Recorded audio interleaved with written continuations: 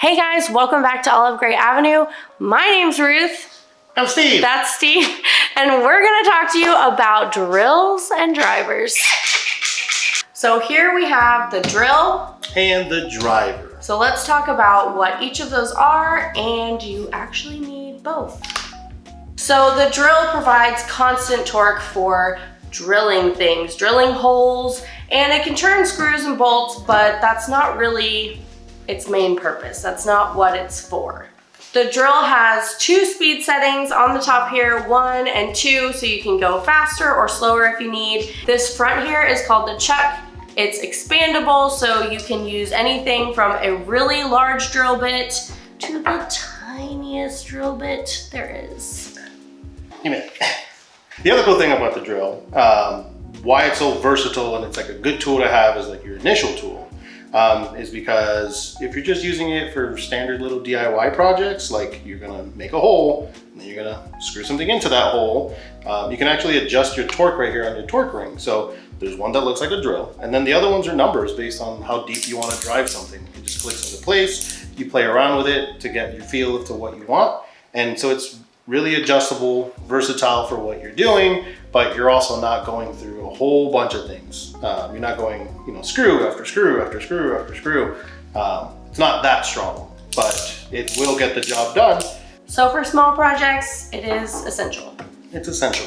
It also has most, if not every single drill, driver, or any tool you really have at this point that spins, has left and right. And here we have the driver. It looks very similar, but it's a lot smaller, compact in your hand. The main thing about this one is that it accepts all 1/4 inch hex bit shanks. That just means these guys, these little squared guys you see, they're all about 1/4 inch. So when you're buying them, you'll see it'll say 1/4 inch, and it'll fit right in here. So easy, nice and quick, right? And then you just release. They're made for a heavier duty use. And what I mean by that is while the drill will drive a screw in, this is when you're driving in a lot more of them. Was that hard to say? It really was. It's when you're driving in a lot more, or you need a whole lot more force behind it. Think of hanging up your TV mounts. You're putting in lag bolts into your wall or something that really needs to stay there, not a picture frame. So while the drill provides a constant torque, this has bursts of energy or torque to help drive the screws in. So the driver's main force behind being so strong is going to be that extra burst of rotational energy. Well, like you mentioned, the drill just keeps on spinning until it hits a limit and just sits there and just clicks. This one will hit that limit and then just start bursting with rotational force. So that way it pushes onto the screw or whatever you're driving in to drive it further. It actually senses resistance, so that's when it'll apply the extra torque when you actually need it. Yeah. It's not a hammer drill. You may be asking yourself. It's not? It's not a hammer drill. It isn't. This one rotates, while a hammer drill is something we'll talk about later in another video. Stay tuned. So the question we get asked all the time is, do you actually need a drill and a driver? No. It depends on what you're doing.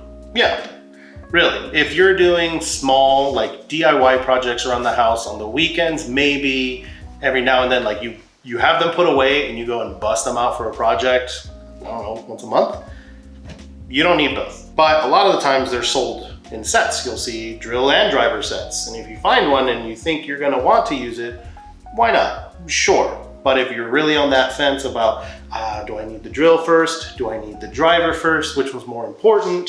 What would you pick? Well, I would pick the drill because it's much more versatile. The driver has a very specific use, whereas the drill, you can do so much more with it. You can drill holes and you can drive screws in. So when you're not using it for heavy construction or even just a lot of DIY projects or home improvement projects, the drill is the way to go because it gives you everything you need, and it's just a much more versatile option. I would also pick the drill. Honestly, if you're just starting out and you're at that point where you're asking which one you need, you probably just need the drill at this point. Same points that you made, It's very versatile, but you can also do things like this. You can use to clean around the house. There's brushes, as long as it has either the smooth little bore shaft here, the smooth bit, or if it has one of these guys, the chucks will hold it. It'll open and close, so you can use it all over the place. I've used it to clean out the water fountain. I've used it to clean the fountain that we built. We've used it to clean the shower. I've used it as a grindstone to sharpen my mower blade. It just spins. So anywhere that you need something to spin, this really just covers it. You can bore a hole, drive a screw, you can make something spin, clean something. It does everything. The driver is a much more specific tool. And when you're getting into specific tools, you're gonna wanna wait until you know you need them. So thanks for watching the video. We hope you learned something new. Drop a comment below on what tool you'd like for us to go over next, and we'll see you next time. Bye. Bye.